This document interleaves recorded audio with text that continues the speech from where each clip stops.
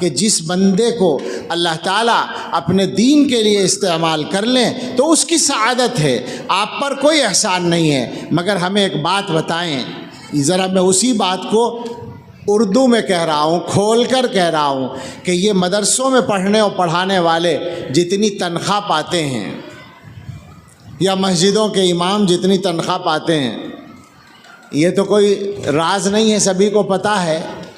اور میں یہ بھی کہا کرتا ہوں، چھوٹا منہ بڑی بات کہہ سکتے ہیں آپ، لیکن کیا کروں، جب بہت سی باتیں نہ کہی جائیں تو کہنی پڑتی ہیں۔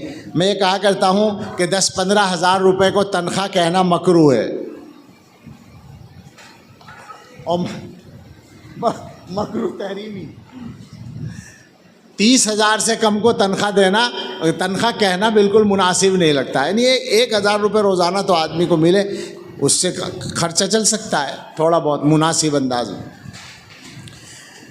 تو جتنی تنخواہ مدرسوں اور مسجدوں میں ملتی ہے، اگر یہ لوگ یہ کام چھوڑ کر تجارت کریں یا کوئی اور کاروبار میں لگیں تو بتائیے اس سے زیادہ آمدنی ہو جائے گی یا نہیں؟ پکی بات ہے، اس سے زیادہ تو ہو ہی جائے گی۔ اس سے زیادہ تو مزدور کو مل جاتی ہے نا آج کل۔ ہمارے یہاں مستری کے ساتھ، یعنی وہ جو تعمیر والا ہے، اس کے ساتھ